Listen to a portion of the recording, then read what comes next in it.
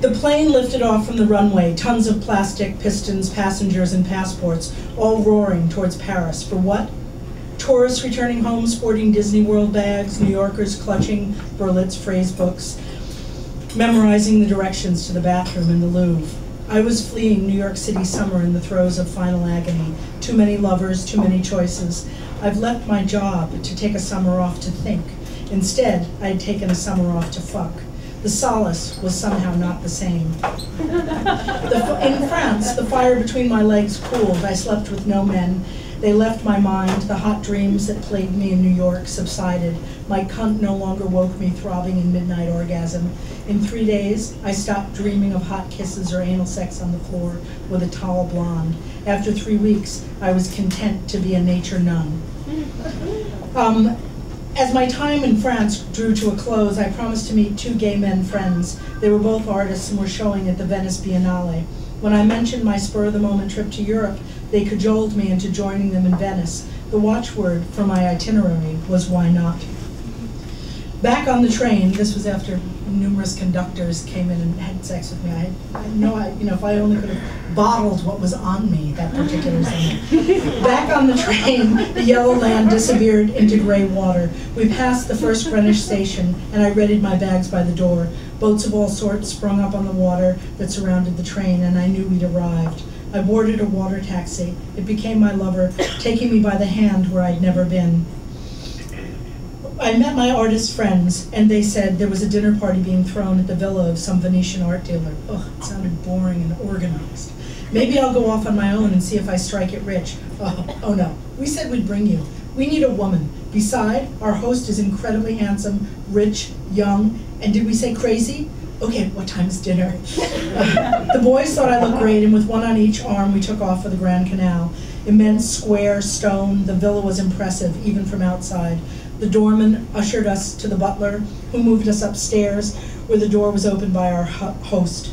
My cunt and jaw dropped at the same time.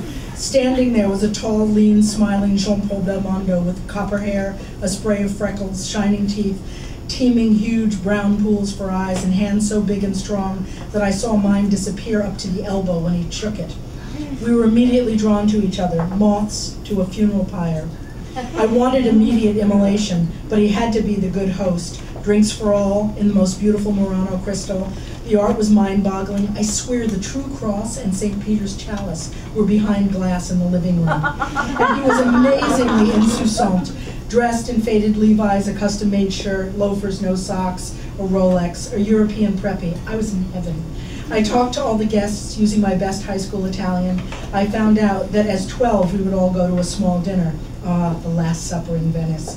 The restaurant was right around the corner, and he was well known there.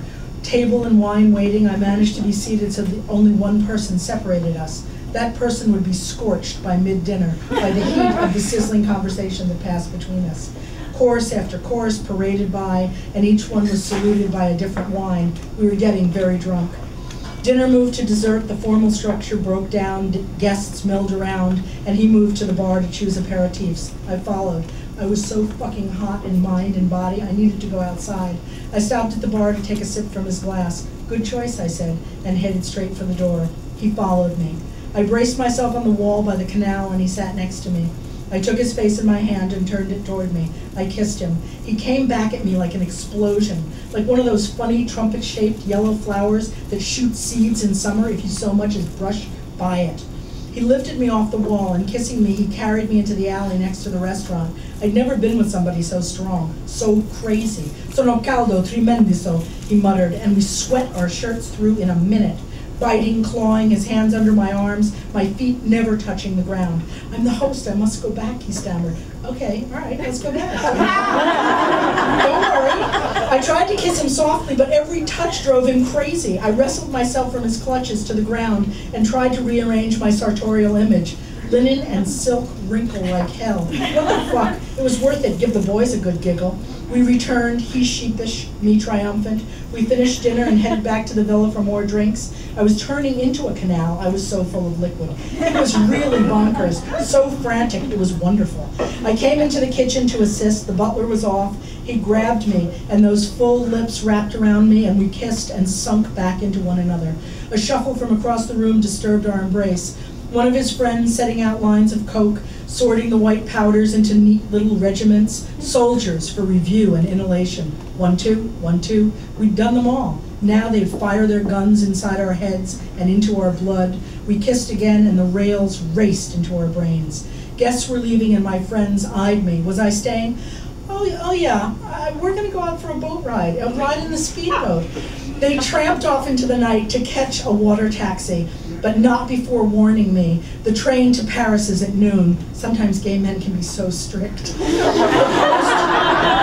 The host no longer had guests to occupy him, and we turned to each other.